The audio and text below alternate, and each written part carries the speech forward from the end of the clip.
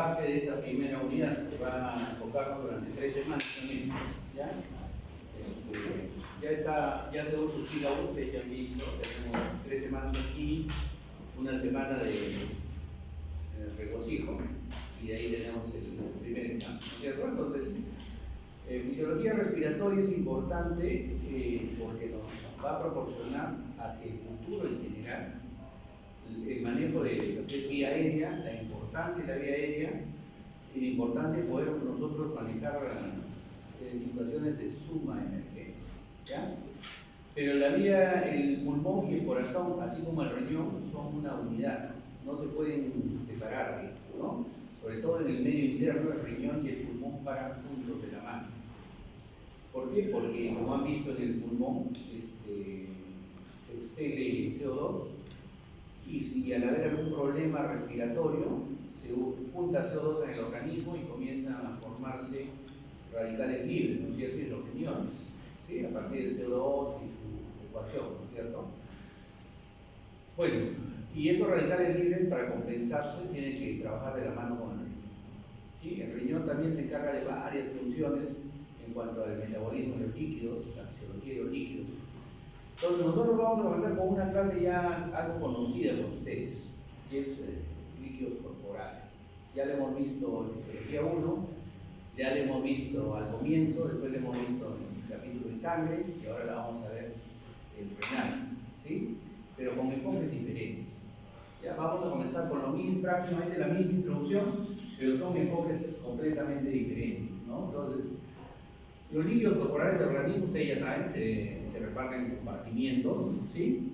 Y la composición de líquidos corporales es distinta de un compartimiento intracelular a un compartimiento extracelular. Sin embargo, existe el fenómeno de difusión, quiere decir el pase de sustancias de un lado al otro de la membrana, ¿no? Lo hemos visto en transporte pasivo, en transporte facilitado, ¿no? Pero también tenemos el otro fenómeno que también lo hemos visto, que es el pase de solventes, ¿no? Es decir, ósmosis y cómo se da la presión osmótica, que es sumamente importante. Como les digo, vamos a cambiar el enfoque de lo que ustedes estaban viendo ahora, que han visto en sangre, ¿no? Viendo los eritrocitos, viendo hemólisis, todo lo que ha pasado en fisiología 1. Bueno, ahora lo vamos a ver en la parte renal y la importancia que tiene en el resto del organismo. Ustedes no saben la cantidad de patologías que pueden presentarse por alteraciones en la ósmosis, en la presión osmótica de nuestro organismo. Y estamos viviendo día a día en las emergencias de los hospitales, en los centros de salud, se van a ver. Entonces, los líquidos corporales, entonces, ya, vamos. Entonces, los líquidos corporales son dinámicos, no son estáticos, ¿sí? Los líquidos que ingresan a nuestro organismo contienen nutrientes, algunos contienen minerales, contienen iones que son importantísimos, ¿no? Su pirámide alimentaria, ustedes saben, ¿no? Carbohidratos, grasas, proteínas, y la puntita de la pirámide, que es minerales, oligoelementos, todo eso, que contiene muchos líquidos que tomamos nosotros.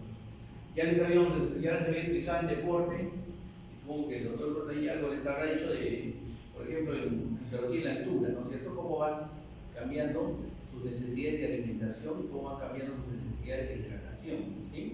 En el calor extremo que hemos visto cuando hicimos temperatura. Entonces tenemos una cantidad de agua total, ¿sí? Una cantidad de agua total que es relativa, acá la doy en litros, que es muy relativa, ¿ya? Porque no todos tenemos la misma cantidad de líquido en el organismo, ¿sí?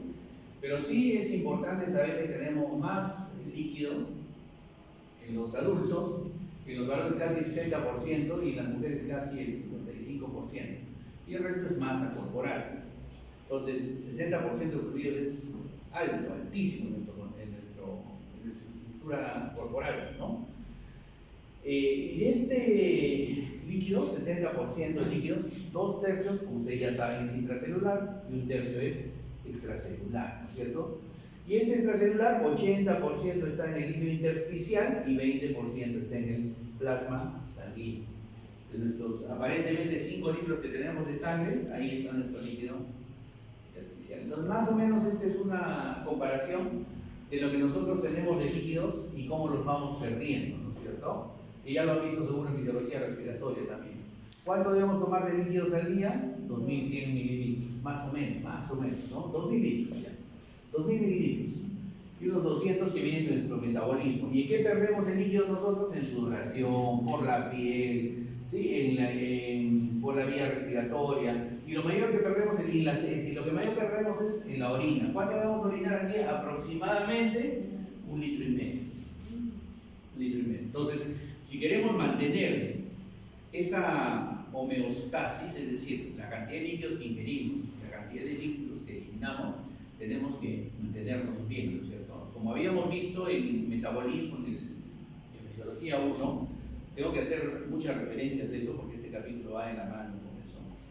Habíamos visto que cuando perdemos mayor cantidad de sudor, por ejemplo, cuando hacemos ejercicio, evaporamos más, sudamos más, entonces tenemos que tomar más líquido para poder mantener la homeostasis, poder mantener la cantidad de orina, la cantidad de líquido que lleva el riñón para eliminar la orina.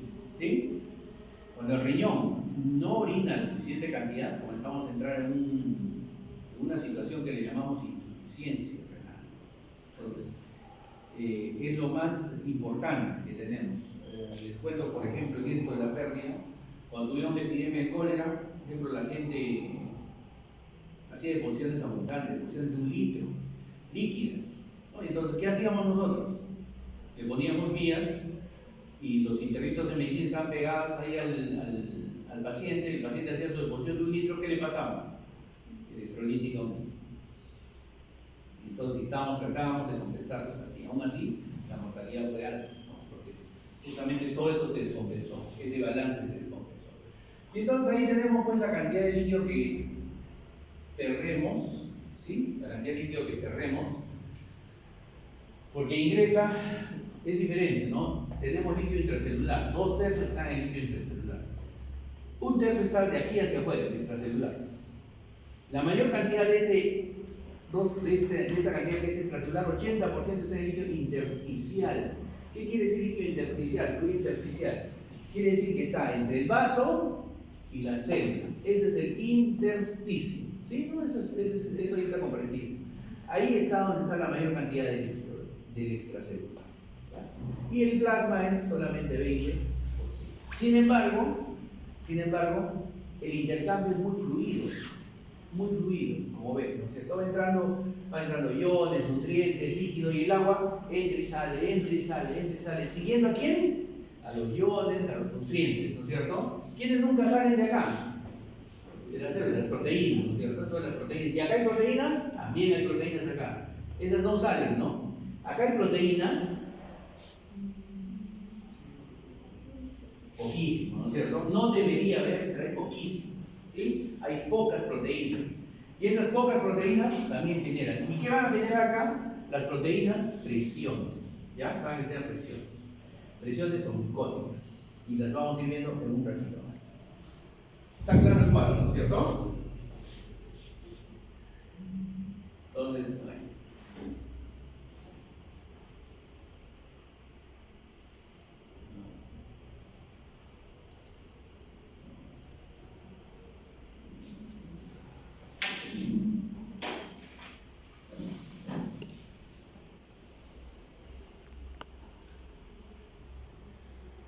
entonces, el líquido extracelular, 20%. De eso, el líquido intersticial, de ese 20% es 5%, 15%, es la mayoría, y el plasma es 5%. Estamos hablando de proporciones, ¿no es cierto? Y el linfa, tenemos que el líquido linfático también es 1-3%, el líquido rico en grasa, ¿no? Y el líquido transcelular, que también existe, que es el que está en el líquido cefalorraquídeo, el líquido intraocular, en las articulaciones del líquido sinovial, en la cavidad peritoneal, en la cavidad pleural, existe un poco de líquido, ¿no? Eso se llama líquido transcelular. En el plasma, como hemos visto, si hay un gran porcentaje, 55% es líquido y el otro 45% es las células rojas. ¿Y cómo se componen los líquidos? Ahí cambia también la composición, y eso es lo importante. Como habíamos visto en fisiología 1 nuevamente, la membrana celular es semipermeable, ¿sí? Y la membrana celular nos permite el intercambio de sustancias de un lado al otro, ¿sí? Pero por transportes pasivos, transportes activos. Acuérdense de eso. ¿Sí? Es muy importante que se acuerden de eso, porque vamos a hacer capítulos más adelante, ya no con nosotros, sino en fisiopatología, en shock, por ejemplo, donde se van alterando los transportes activos y todo ese cuento. Entonces te van a hacer regresar a estudiar eso de nuevo y ya no es justo, ¿no? Si ustedes lo interiorizan bien, avanzan. Ese es el truco de la medicina, ¿ya? Ese es el truco de la medicina. Los exámenes de NAME, los exámenes de ahora, todos son un caso clínico. Pero no, te el caso clínico, fisiología, farmacología, fisiopatología. El mismo caso, te lo van desgranando así. Entonces, por eso es lo importante que ustedes vayan aprendiendo gradualmente. ¿Ya? Esta membrana, entonces hay una membrana semipermeable que va cambiando las concentraciones, ¿Y por qué lo remarco al sodio? Porque el sodio en el líquido extracelular es importantísimo. En unos minutos vamos a ver por qué. Y tenemos el sodio poquito en el intracelular, solo 10 miliequivalentes. Pero el potasio, miren en rojo, 140 miliequivalentes y afuera 4 miliequivalentes. En realidad es de 3,5 a 5,5, ¿no? Pero ya, de 3 a 5, 4 miliequivalentes la media.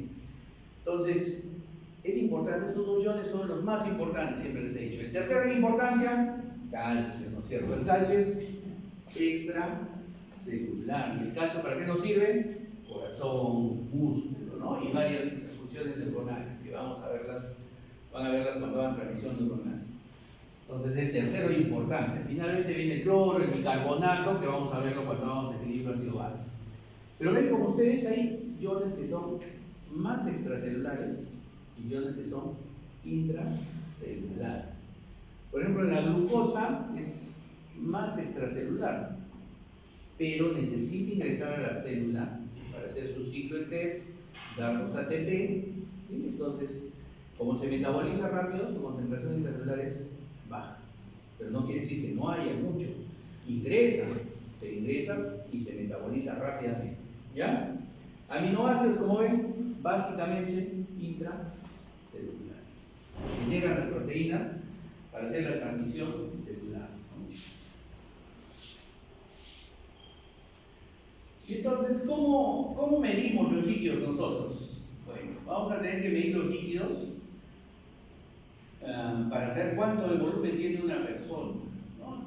Son mediciones, digamos, indirectas. Es difícil medir el líquido intracelular, es difícil medir el líquido intersticial, ¿no? Pero sí tenemos sustancias que las vamos a inyectar al paciente y las vamos a medir en miligramos por mililitro en su concentración, ¿ya? Y eso nos va a permitir a nosotros calcular la cantidad de volumen que ese paciente tiene. Para eso nosotros tenemos que saber cuánto administramos, ¿sí? Cuánto se elimina y cuánto queda en el organismo, ¿sí? Entonces, según esa cantidad de masa, nosotros damos miligramos por litro que tenemos, y tenemos la cantidad de litros, que tenemos de volumen dentro del organismo, ¿sí?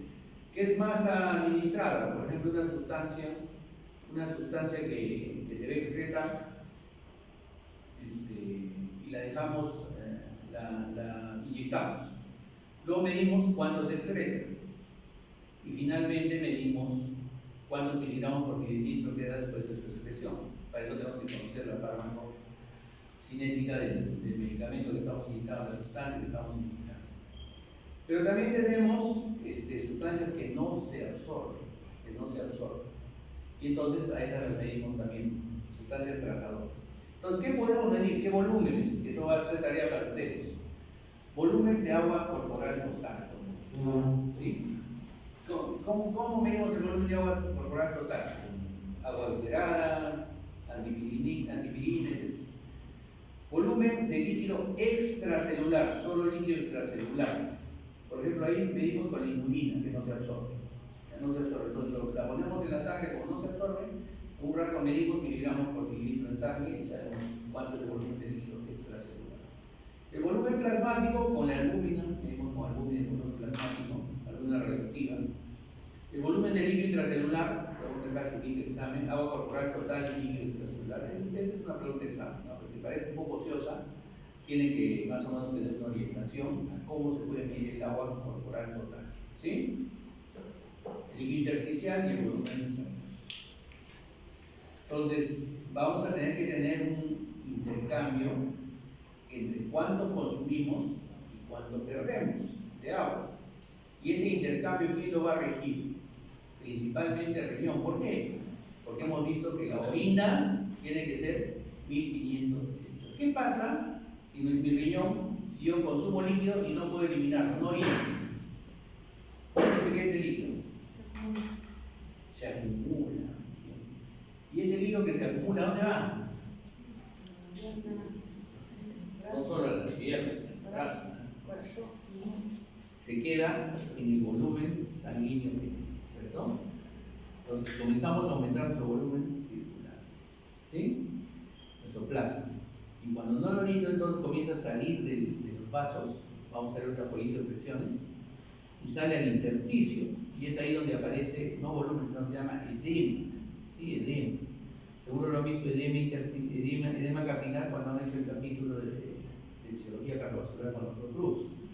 Entonces sale líquido fuera de los vasos sanguíneos, se mete al intersticio y comienza a producirnos edema, ¿ya?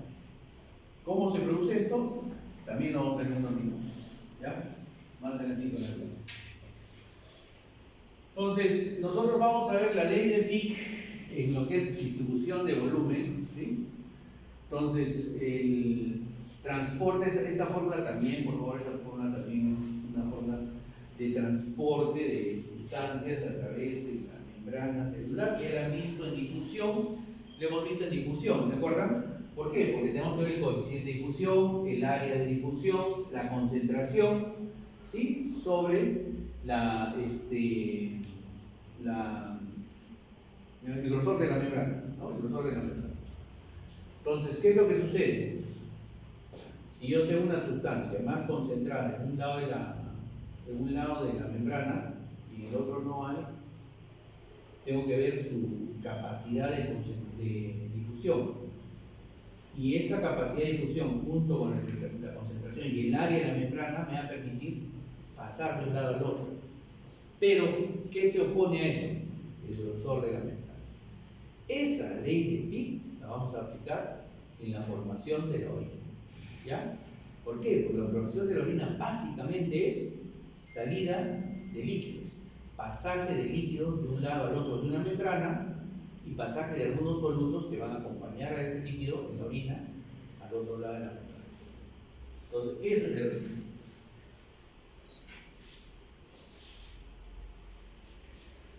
Entonces, aquí volvemos, ¿ves? O sea, vemos que hay un pasaje de un lado al otro de la membrana y vamos a acordar nuestros conocidos oxígeno, CO2, alcohol, ¿no? Que pasan libremente de un lado al otro de la membrana. El agua pasa acompañando generalmente al sodio, ¿no es cierto? Al ion sodio. Y la glucosa necesita forzosamente transportadores, ¿no? Entonces, ¿qué sucede para que pase líquido? La ósmosis. ¿Y qué es la ósmosis? Cuando hay una concentración mayor en un lado de la membrana y en el otro hay menos concentración, ¿qué pasa de un lado al otro para tratar de equilibrar las concentraciones? Agua. Agua es el principal solvente que tenemos nosotros en los organismos, ¿sí? Entonces va a tratar de pasar el agua para equilibrar. ¿Por qué? Porque trata que las concentraciones estén iguales en un lado y en el otro de la membrana. ¿Están las concentraciones iguales dentro de la célula y fuera de la célula en nuestro organismo?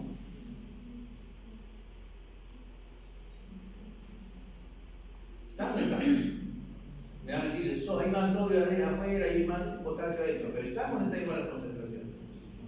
Estamos en un equilibrio, ¿no? Pero es un equilibrio dinámico, parece bomba sodio-potasio, ¿no? Entra sodio, sale potasio, entra sodio, sale potasio para mantener el potencial eléctrico. La concentración de sodio, que es un ion con una carga positiva, es 140 dentro de la célula. La concentración del potasio dentro de la célula es 140, la concentración de sodio fuera es 140, ¿no? Tratamos de mantener el equilibrio con iones, ¿sí? Con sustancias. Y si hay una concentración mayor en un lado u otro de la membrana, el agua sale, dentro o fuera de la célula, para equilibrar la concentración. Estos términos ya los hemos conocido varias veces, ¿eh? Pero ahora sí, en la práctica, el doctor Lourdes va a osmolaridad. ¿Qué es la osmolaridad? La concentración de iones. ¿Cuáles son los iones y qué es la presión osmótica? La presión osmótica es la presión que se usa para detener el flujo de agua, ¿no? El flujo de agua de un lado al otro, la presión de las membranas, para mantener la concentración. Entonces ya sabemos qué es ósmosis, qué es osmolaridad y qué es presión osmótica. Términos importantes en este capítulo, ¿no? La presión osmótica, entonces la cantidad necesaria de presión para evitar que el agua pase de un lado al otro.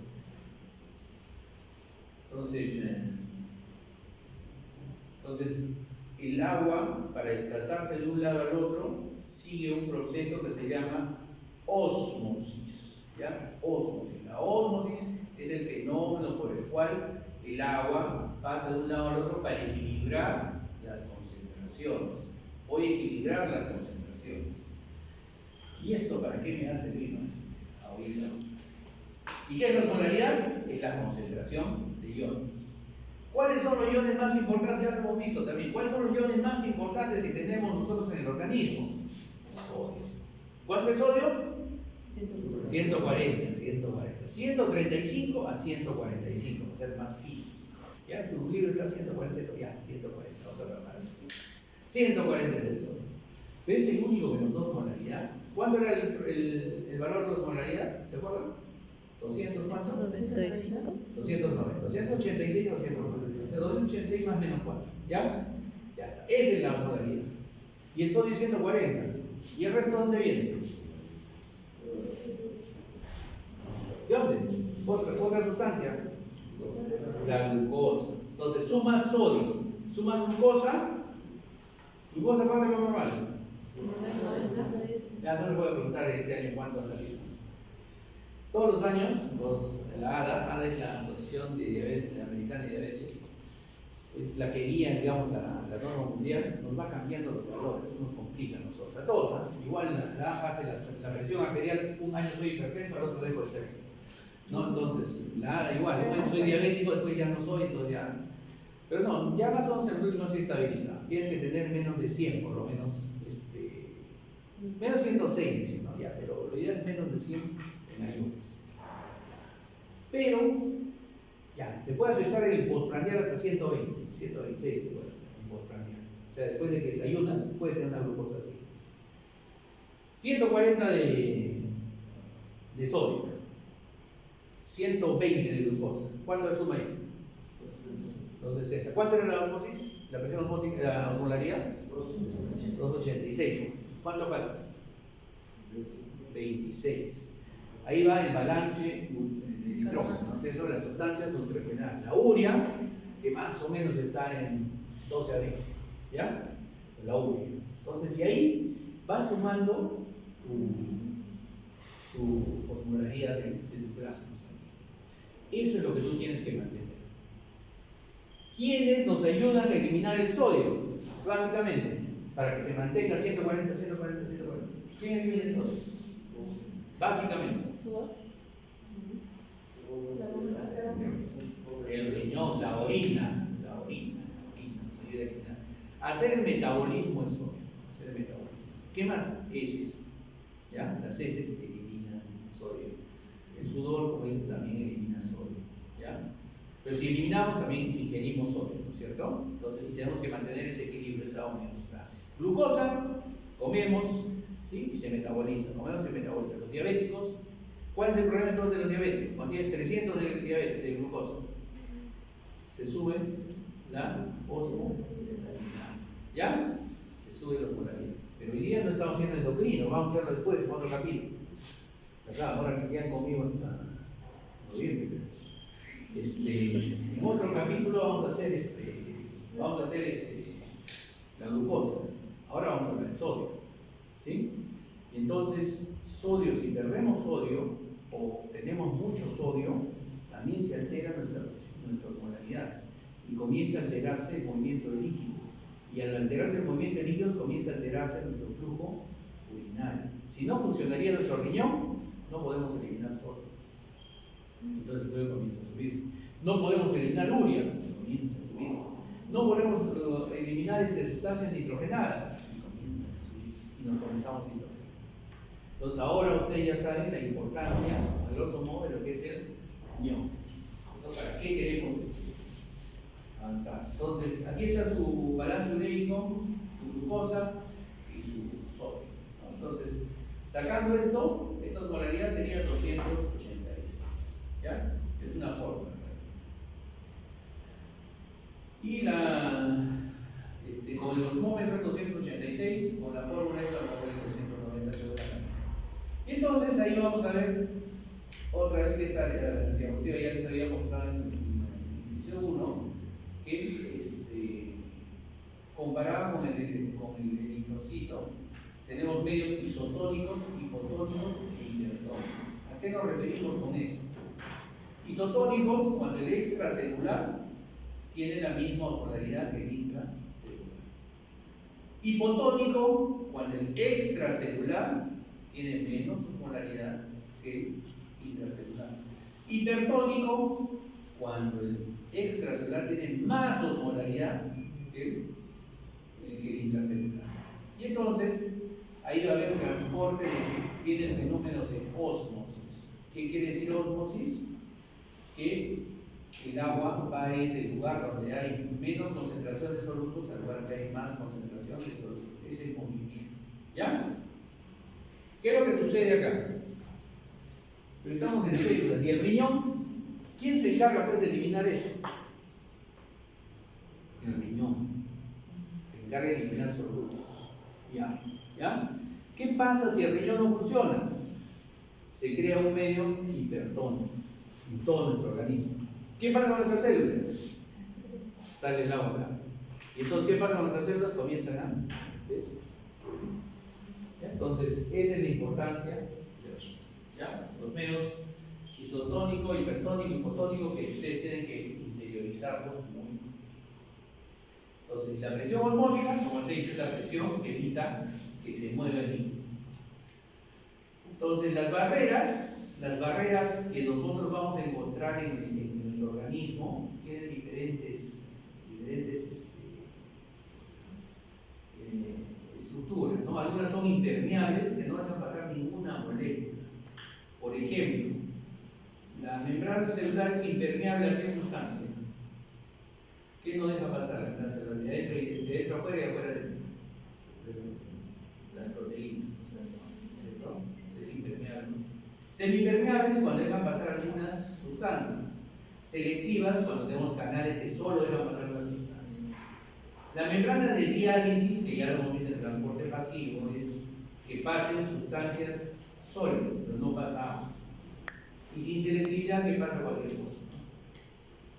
Entonces, nosotros tenemos estos conceptos para manejar nuestros líquidos corporales. El concepto de ósmosis y la osmolaridad, y el líquido intracelular y extracelular. ¿Qué cosa altera estos líquidos intracelulares y finalmente el extracelular? Cuando toman demasiado líquido, hay sobrehidratación. Y no solo que tomen líquido, a veces nosotros en los hospitales hacemos, sin darnos cuenta, sobrehidratación. Le ponemos una guía al paciente, un cloruro de sodio, y le soltamos la chorra y decimos, pásale 200. ¿Te distraes en algo? Han pasado 400. Ya le hemos sobrehidratado 200. ¿Ya? Entonces, eso puede pasar en un adulto, nada pasa. Pero han visto con un chiquito que pesa 3 kilos, todo su volumen corporal lo duplica, ¿no? Entonces hay que tener bastante cuidado. Ahora ya hemos mejorado bastante, ahora ya pasamos los fluidos con bombas de infusión. Pero lamentablemente en ningún sistema de salud del país existe tantas bombas de infusión como para todos los pacientes que tenemos, ¿no? Pero sí en las unidades críticas les ponemos su bombita y decimos vamos a pasarle 300 centímetros por hora. No, lo programamos listo, entonces estamos seguros que le vamos a pasar 300 centímetros por una hora. ¿Ya? Entonces, esa es una de las alteraciones que tienen los pacientes, ¿ya? La ingesta o la deshidratación.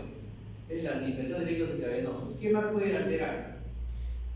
Las pérdidas gastrointestinales, vómitos, diarreas, pueden llevarnos a pérdidas importantes de líquidos, ¿sí? La obesidad, por ejemplo, la obesidad nos lleva a que haya menos líquido en el cuerpo, porque la grasa no tiene líquido, la grasa expele líquido, ¿sí? El sexo ya hemos visto que hay más agua en los varones que en las damas, ¿sí? Y la edad, los niños no tienen 60%, no tienen 70% de fluido, chiquitos, hasta los 8 años. Y de ahí ya comienzan a ser viejitos, ya comenzamos a envejecer. Entonces, cuando somos más viejitos, comenzamos a perder líquido. Y cuando nos vamos siendo más viejitos, ¿no? Comenzamos a quedar más chiquitos, más chiquitos, más chiquitos, ¿no? ¿Por qué? Porque nos estamos deshidratando. Entonces, el agua se desplaza rápidamente, líquido intracelular, según los estímulos. ¿Qué es lo que sucede acá, por ejemplo?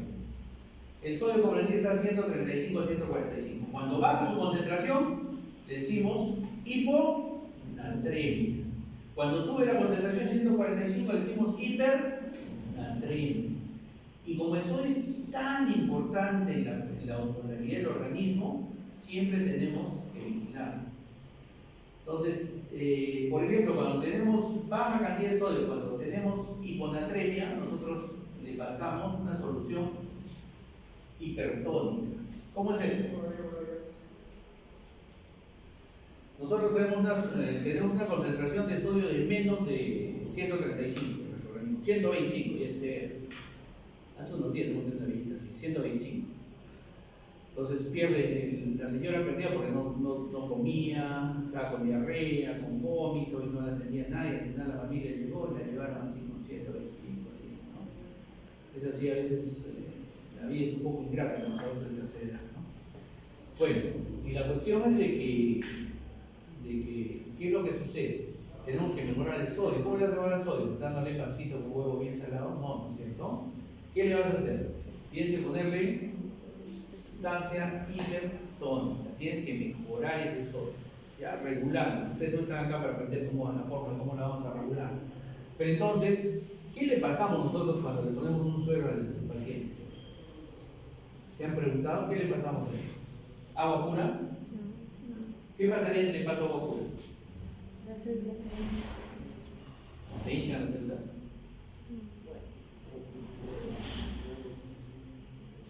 ¿Sí o no? ¿Sí o no? Todos se pueden. No vale que uno nomás conteste. Se hace hipotónico en nuestro medio, ¿no? Y nuestras células se quedan con su concentración. Entonces, como decía, el agua va a pasar entre las células. Entonces, las células se van a hinchar hasta reventar. ¿Sí? No le puedo poner agua pura.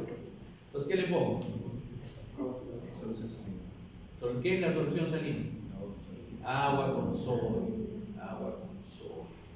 Entonces, trato de mantener el equilibrio. El cloruro de sodio al 0.9% que le pasamos, no vamos a hablar de cómo se arma esto. Tiene 154 miliequivalentes de sodio. ¿Está bien o está mal? Es alta, ¿no es cierto? Alta. Sin embargo, la usamos, ¿ya? Y porque se pierde. Pero esto es lo mismo que tenía el paciente. No le voy a recuperar nada, ¿no? Simplemente le estoy dando esa solución de cloruro de sodio al 0.9%, lo que usamos normalmente en todos los pacientes, tiene 154 miliequivalentes de sodio. No le voy a mejorar nada, solamente le estoy dando su mantenimiento normal. Pero si me ha venido con bajo de sodio, tengo que subirle el nivel de sodio. ¿Cómo se lo subo? Soluciones hipertónicas, salinas hipertónicas. ¿Ya? Se tiene que usar en unidades de cuidados críticos con mucho cuidado. Solución salina 3%, solución salina 7.5% en caso muy severo. Ese es el concepto. O sea, le doy más sodio para que recupere el sodio que tenía la paciente y le voy pidiendo constantemente el sodio para ver que ya lo recupere y lo que mejor. ¿Ya? Son soluciones hipertónicas. La que usamos normalmente, la que van ustedes les da un cólico, lo llevan, vamos con el suero, es isotónico, o sea, es igual que nuestra concentración normal. ¿Ya? Esta es hipertónica porque necesitamos que tenga mayor concentración de sodio para recuperar. ¿Ya? ¿Qué pasaría si tienen unas celulitas, le sacan unas celulitas de su cuerpo, sacan solución hipertónica, la echan ahí y le ponen las celulitas? ¿Qué pasaría con sus células? Se deshidratan y se lisan, ¿no es cierto?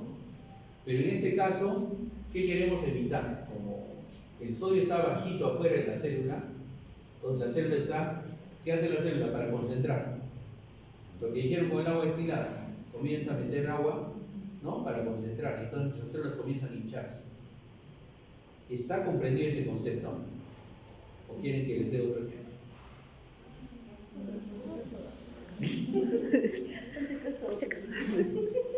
¿Qué pasa? A ver, ¿qué pasa con esta viejita? Esta viejita entró inconsciente, en coma, realmente en coma, con 125. O sea, su cerebrito no estaba funcionando. Estaba con bajo sodio, 125. ¿Qué pasaba en su cerebrito? ¿Qué pasaba con sus celulitas del cerebrito?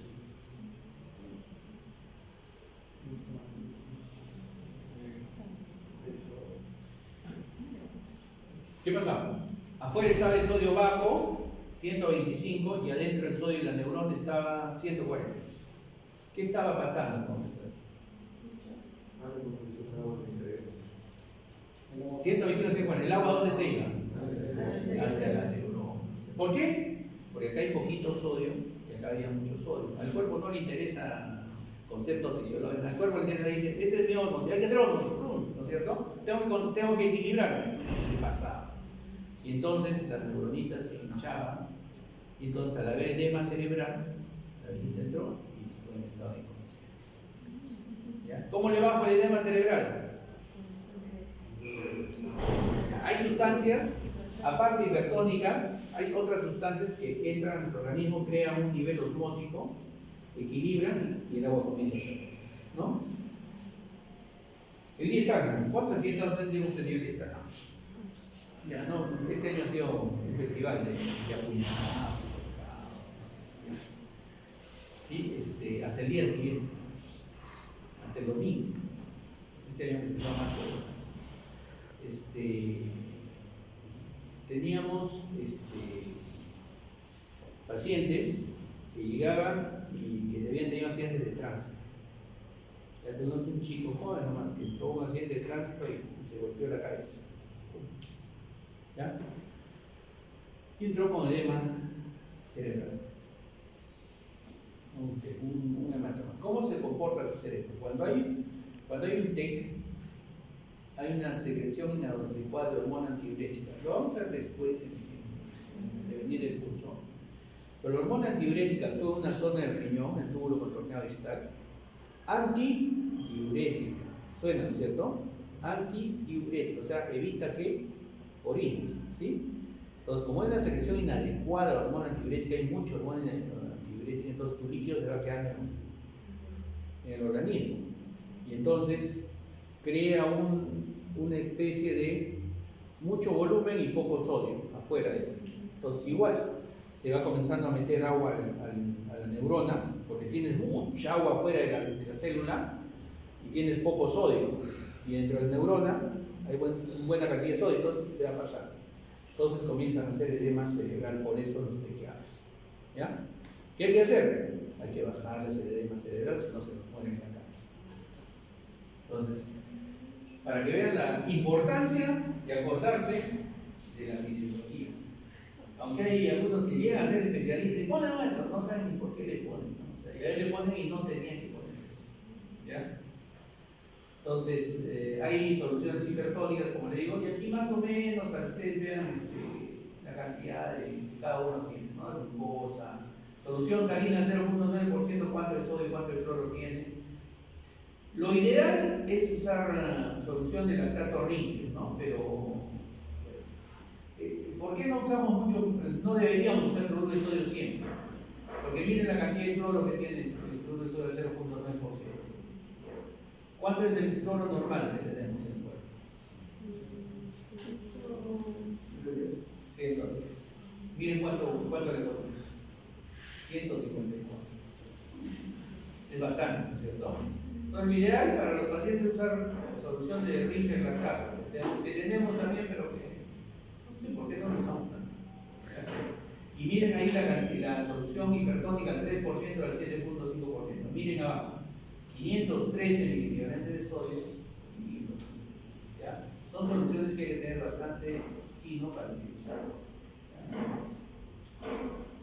Pues dentro de lo que pasa con el volumen pues, del cerebro, ¿no es cierto? Cuando hay hiponatremia, se hematiza nuestro cerebro, ¿no? Lo que les toca. Y cuando hay glucosa alta, que vamos alterando la otra, estamos entrando al riñón, ¿no? Sino que tengo que hablar de esto, ¿por qué? Porque después el riñón es filtración de sodio, ¿por qué tenemos más sodio? ¿Por qué tenemos más glucosa?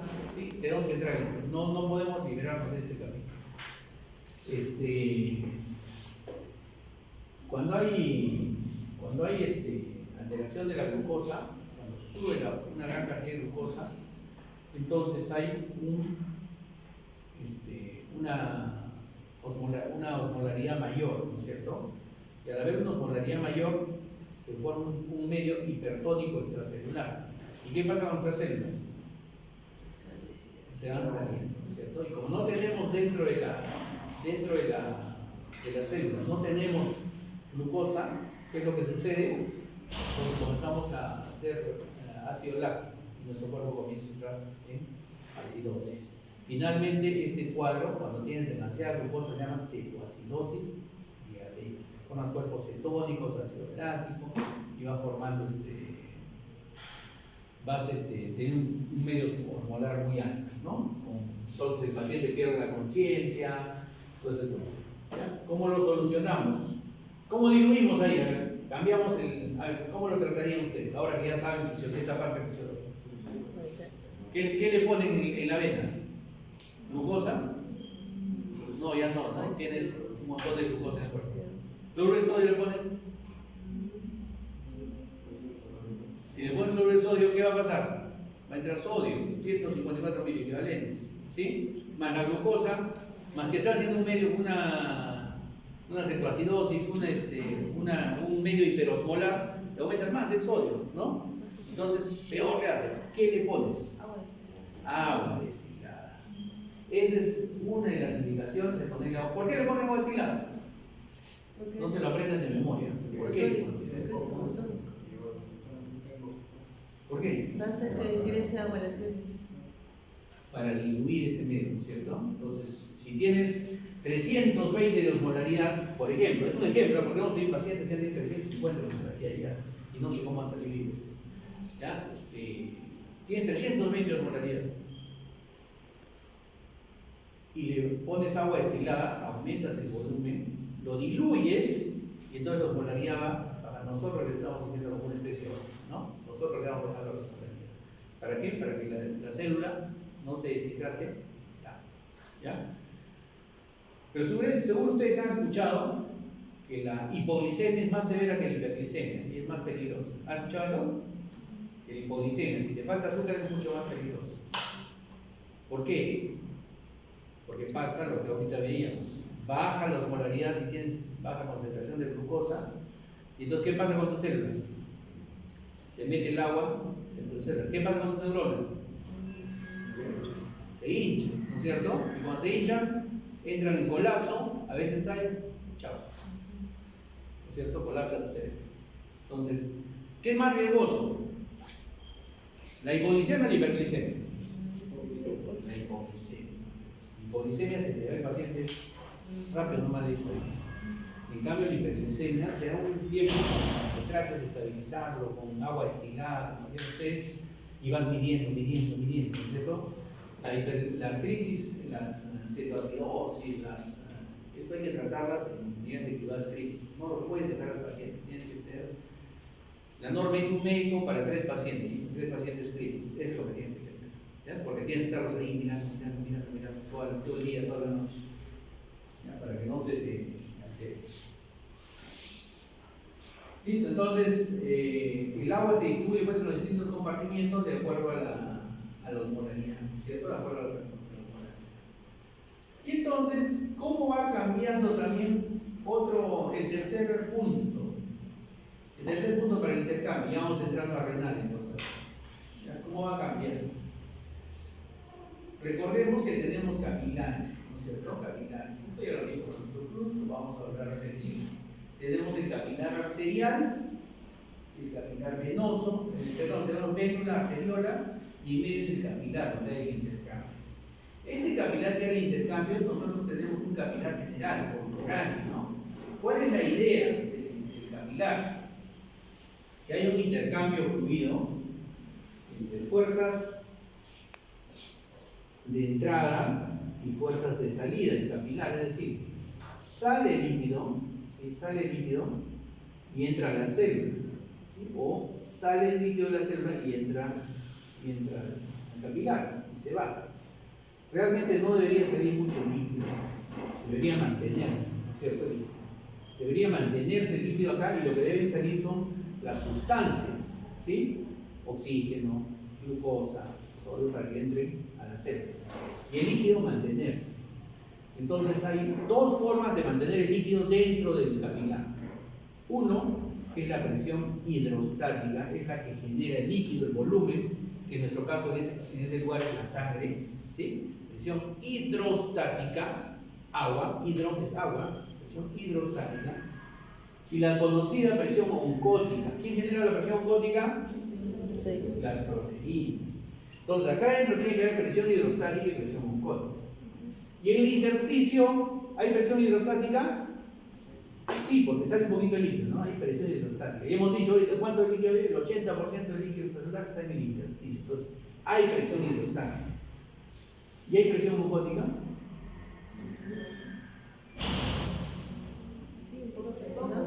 No debería haber, pero hay. Muy poco. ¿Ya? No debería haber, ¿por qué? No deberían ser proteínas por acá y no deberían ser proteínas de la célula, ¿no? Entonces tenemos cuatro presiones, ¿ah? Cuatro presiones. Hidrostática, oncótica, hidrostática y oncótica. Vamos a decir quiénes empujan el agua fuera del capilar.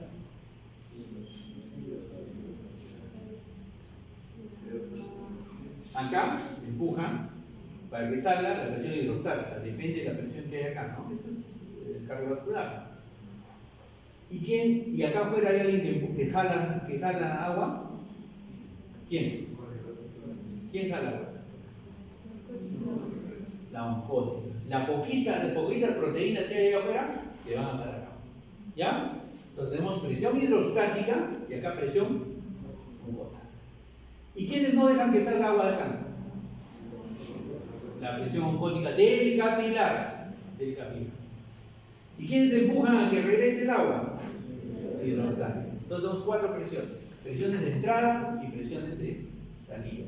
Haciendo la ecuación, nosotros vamos a ver cuánto de agua va a filtrar. Tenemos presión hidrostática en el capilar, presión hidrostática en el intersticio, presión oncótica en el capilar, presión oncótica en el intersticio. Cuatro presiones que van a equilibrarse. Esto básicamente también se va a equilibrar en el riñón, ¿ya? Para la filtración de líquidos en el riñón.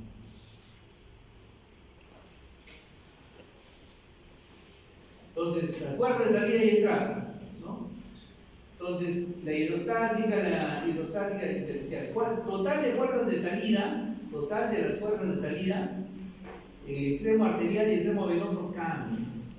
Igual las fuerzas que de entrada cambian. Pero hay un promedio en el capilar, donde nosotros tenemos 0.3 milímetros de mercurio de fuerzas de salida. ¿Ya? O sea, en el capilar corporal no debería salir mucho líquido, ¿sí? Pero siempre hay una presión que gana, ¿ya? De salida. A ver, ¿por qué? Porque la presión capilar media, la hidrostática es de 7.3, ¿sí? Y la presión hidrostática del intersticio es -3, es decir, jala el intersticio. Entonces son fuerzas de salida, ¿no es cierto? Fuerzas de ingreso.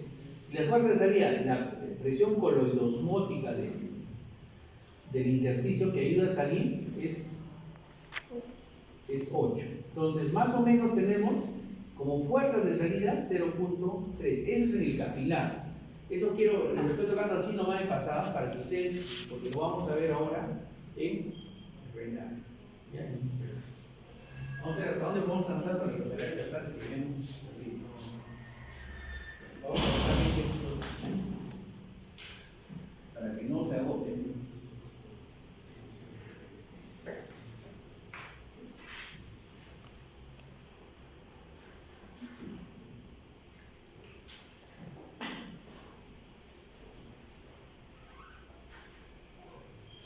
Bien. Vamos a hablar entonces ahora ya con uso de razón, ya sabemos cómo se manejan los líquidos, ya sabemos la importancia de la concentración de los líquidos en el organismo. El riñón se encarga de eliminar líquidos y se encarga de eliminar solutos. Sabemos que tenemos que mantener un equilibrio osmótico, una osmolaridad. Y el riñón, si se daña en algún momento, esta osmolaridad se altera. ¿Qué es lo que está pasando? Miren, antes no teníamos casi, ¿no? O sea, yo lo voy a contar en mi caso hace 30 años, cuando era interno, ¿no? Mirábamos insuficientes renales, los mirábamos morirse en nuestra cara y ¿qué eran? Pues, un piso de 60 camas, todos insuficientes renales.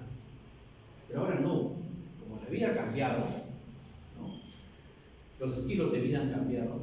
Ustedes ya tienen otro estilo de vida. Ustedes nos van a agregar a nosotros. Nuestro estilo de vida tiene desgracia, ¿no? Ustedes ya tienen mejores estilos de vida. Ustedes van a envejecer más lentamente y van a tener muchos más años de vida. Entonces, si es que mantienen el estilo de vida saludable, si no van a acabar con nosotros. Entonces, ahora la insuficiencia renal, el daño renal es altísimo, alto. ¿Cuál es la primera causa del daño renal? Y antes, ¿por qué no había tanto? Por la diabetes. La diabetes es una pandemia, ¿no es cierto? Una pandemia mundial. Y entonces la diabetes ha hecho que se dañe el riñón. Antes no veíamos porque los diabéticos se morían jóvenes, se morían a los 40 años, chao. Pero ahora tenemos diabetes que tienen 70, 80 años. Y aparte, por el estilo de vida ha aumentado la cantidad de diabetes, ¿no? De pacientes con diabetes. Y entonces hemos comenzado a ver complicaciones. Y uno de los órganos blancos de la diabetes es el riñón, que altera totalmente la membrana glomerular, que la vamos siguiendo poquito a poquito. Y entonces comenzamos a ver insuficiencias renales. Eso quiere decir que comienza a alterarse nuestra osmolaridad. ¿Por qué? Porque no podemos eliminar, ¿ya? Y como se altera nuestra osmolaridad, entonces nuestro organismo comienza a hacerse muy disfuncional. Otra causa de la insuficiencia renal, muy conocida también, es la hipertensión arterial. Muchos son hipertensos no diagnosticados todavía. Ya tu cuerpo se ha acostumbrado a vivir con la presión por el estrés, la comida, todos no nos damos cuenta que somos hipertensos, hasta que ya sube demasiado recién, pero ya puede haber habido un daño. Entonces, esa es la segunda causa. Esas dos causas muy importantes en este mundo actual son las que producen y que tengamos las unidades de diálisis llenas, ¿ya? Y tan pocos nefrólogos en el Perú es increíble.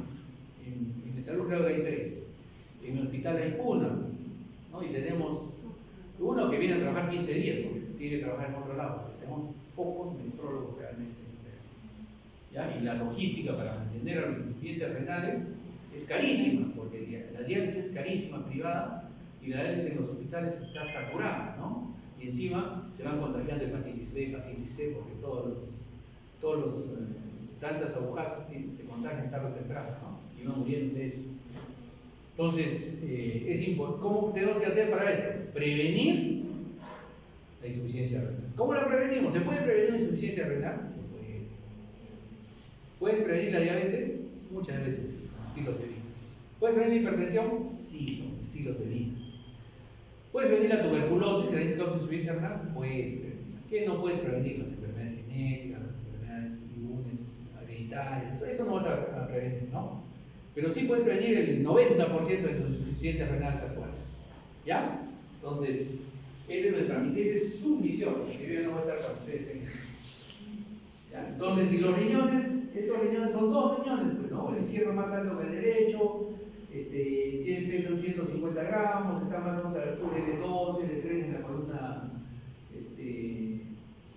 vertebral, ¿no? Tiene una corteza de 1 centímetro de grosor que cubre una base que se llaman pirámides, ¿no? Miren ahí clarito, ustedes cortan un riñoncito y hay corpúsculos renales, se llaman corpúsculos de Malpighi, y hay unos laberintos corticales y unos rayos medulares. Esa es una estructura macro, que seguro la han visto en la anatomía del riñón, ¿no es cierto? Corteza y médula. La corteza es donde el riñón va a comenzar a hacer su proceso de absorción, ¿no? Y la médula es donde generalmente viene la reabsorción. Vamos a ver ahorita la función del riñón. Entonces, la médula se va formando en pirámides, que son 12 a 18 pirámides. Estas van desembocando en una papila, ¿sí? Van desembocando en una papila, 3 a 5 papilas, ¿sí? Y van formando finalmente la pelvis renal, ¿no? Entonces, esta es la corteza, y esta es la corteza y esta es la médula renal, ¿ya? Entonces, la orina se va formando acá, los canalículos van siguiendo, se descarga en la pelvis y la orina sale por acá hacia los uréteres, vejiga, y desde ahí va saliendo la orina. Pero es un recorrido aparentemente sencillo, ¿no? Sencillo, ¿sí? Tienes tu zona cortical, tienes tus pirámides, tienes tu zona medular, sigues con tus pirámides de Martí, y tus columnas y tu papila, ¿no? Creo que ahí está clarita la conformación del riñón. Y esa es la formación macro. ¿Quién es el riñón? Las arterias renales, ¿sí? Que salen de la aorta, y se gasta el 22% de nuestro gasto cardíaco, se va al riñón, pasa más o menos 180 litros de agua al día, y 150 mililitros por minuto de sangre pasa por el riñón. Eso quiere decir que tiene un altísimo flujo. Y estas arterias tienen un fenómeno de autorregulación. Seguro que ahora no vamos a acabar esta clase, vamos a seguir en la siguiente clase y seguimos con formación de orina 2. Pero quiero que se acuerden de este término, fenómeno de autorregulación. En todo nuestro organismo hay fenómenos de autorregulación. ¿Sí? ¿Qué quiere decir? Que se va adaptando a un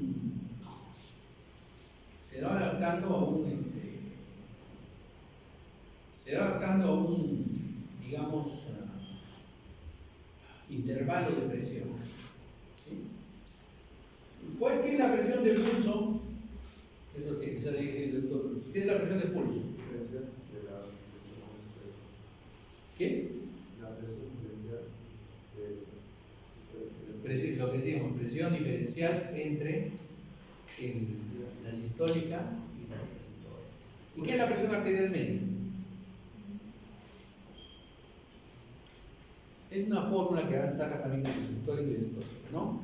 Entonces, la presión arterial media tienes que ir entre 60 y 160, o entre 50 y 150. Como es una fórmula, un tercio de la diferencia entre presión sistólica y diastólica, ese es el fenómeno de autorregulación. O sea, el riñón se regula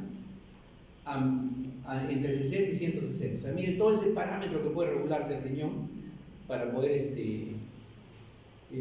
filtrar la sangre, ¿ya? Filtrar el líquido.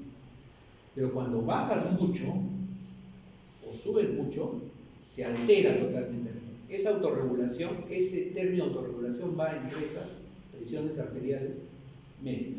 Según la literatura que revisen, puede estar entre 60 y 160, 50 y 150, ¿ya? Pero es más o menos el parámetro. Esa es la autorregulación. El riñón regula su filtración en esos parámetros de presiones arteriales medias.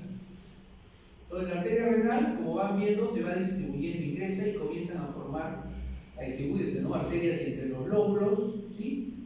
Y ahí van formando las arterias entre los lóbulos, van formando algo que llamamos arteriola acá más o menos. La arteria renal es un dibujo, ¿sí? Va formando arterias en los segmentos, van formando arterias artiformes, arterias interlobulares, entre los lóbulos, y ahí van saliendo unas arterias que nosotros llamamos aferentes.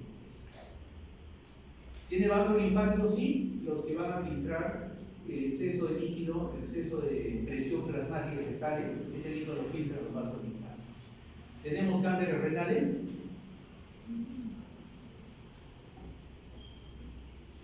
Sí, tenemos cánceres renales. Un cáncer no es el más frecuente, pero tenemos cánceres renales de rápida evolución y muy graves. ¿Ya? Muy graves. Pues sí, también tenemos cáncer. ¿Por qué les digo esto? Porque vemos los vasos linfáticos que se delinean, por ejemplo, cuando hay cáncer renal, ¿no?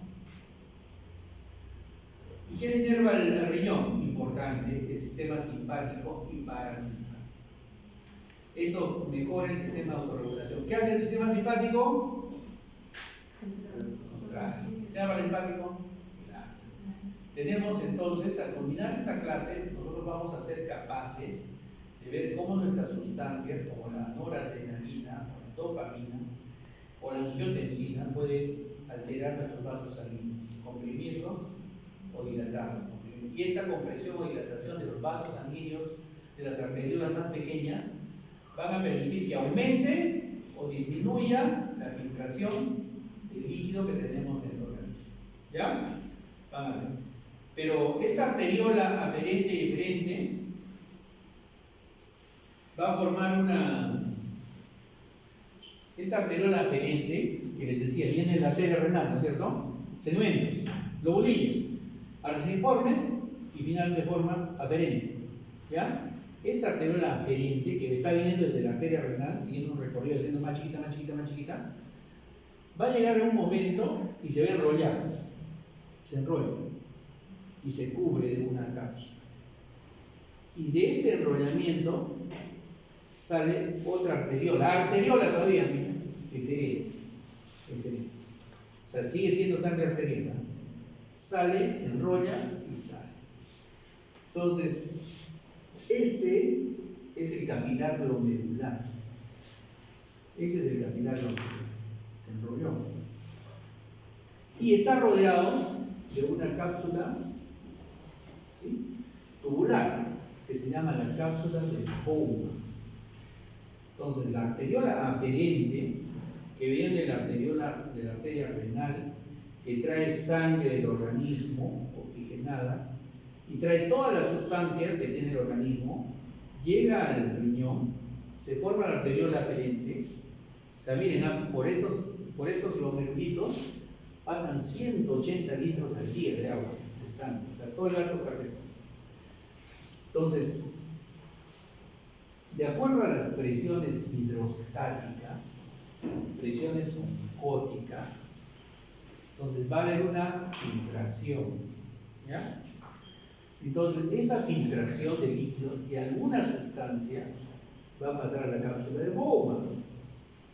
Y cuando pasa a la cápsula de Bowman, entonces va a ser ese líquido con esas sustancias, va a ser un recorrido acompañado de la arteriola, ¿no? Acompañado de la arteriola, hasta cierto trecho en que se transforma en vena. Eso lo vamos a ir viendo. Pero en ese trecho, estas tubuladuras se llaman túbulos renales. Estos túbulos renales van a reabsorber algunas sustancias. Van a decir, te has filtrado mucho sodio, ven un poquito. No, lo reabsorbe. Te has filtrado mucha glucosa, ven. ¿Ya? Y acá dice, no, pero yo no quiero tanto potasio, mejor te boto el otro. ¿Ya? Y lo botas. Entonces, esa es la función del riñón. ¿Ya? Esa es la importancia del riñón. Regula nuestra osmolaridad. Entonces, ¿cuáles son las funciones del riñón? Primero, filtración. ¿Cuándo filtro? Acá. ¿Sí? Voy a filtrar. O sea, y filtra muchas cosas, ¿no? Filtra bicarbonato, filtra sodio, filtra glucosa, ¿ya? Filtra hasta algunas proteínas. Segundo, reabsorción de la luz de los túbulos al capilar. Segunda función. Ven, esto no debe decirte tú, ven, ¿ya? No, mucho sodio está haciendo, ven, necesito sodio, ¿no? Y finalmente, secreta alguna sustancia. Este medicamento que ya llegó hasta acá y está metabolizado, mejor lo boto. Y lo secreta. Entonces, por eso encontramos. ¿Por qué le encontraron cocaína en la orina de Pablo Guerrero? Lo secretas. Así tú digas, no, yo no, mentira, un tecito, nada. Ahí está. Ahí, secretas. ¿Sí? Sí, nada, un tecito de coca. Es que depende de la concentración, pues también, ¿no? O sea, no es. Los médicos no somos tontos, ¿no? Para eso hay anatomopatólogos, ellos miden concentración, miligramos, todo. O sea, un tecito de coca te da una concentración, una raya de cocaína te da otra concentración muy diferente, ¿no? Entonces, a veces no merecen ingresar a los que no merecen ser personas. ¿Ya? Y cuarto, y lo último,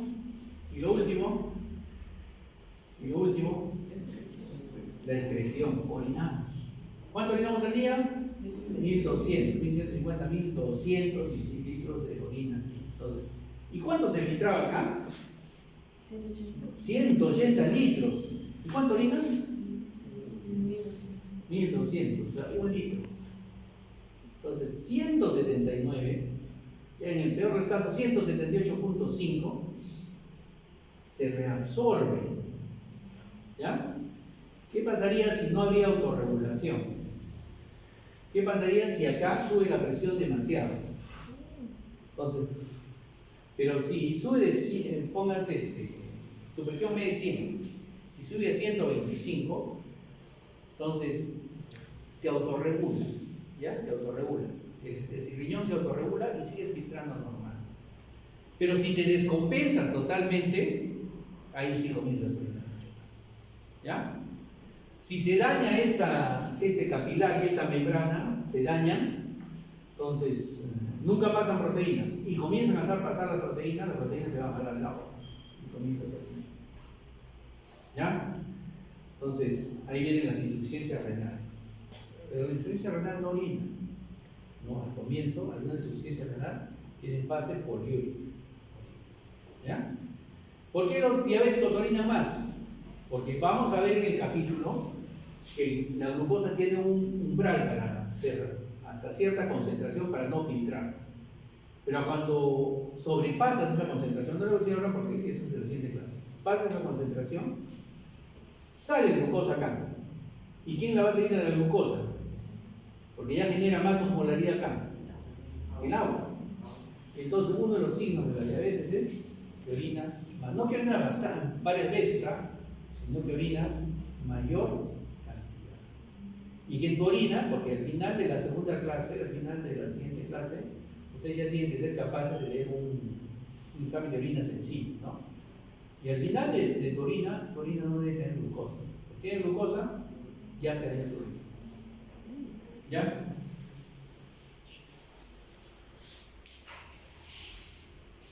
Y entonces las funciones después del riñón, balance hídrico, equilibrio ácido-base, porque va a haber eliminación de CO2, sodio, etc., ¿cierto? Manteniendo homeostasis, electrolitos, todo, expresamos desechos metabólicos como creatinina, como urea, ¿ya? Secretamos hormonas, vamos a ver la renina, ¿no? Regulación de la vitamina D, ¿no? Regula la presión arterial, sí, porque tenemos un sistema renina, angiotensina, aldosterona que va a regular la presión arterial y síntesis de la vitamina. ¿Qué vamos a desechar en el riñón? Urea, creatinina, ácido úrico, bilirrubinas, hormonas, toxinas y medicamentos. ¿Ya? Y finalmente vamos a hablar de la nefrona, que es la unidad funcional. ¿Ya? En la siguiente clase entonces vamos a hablar todo lo que es nefrona,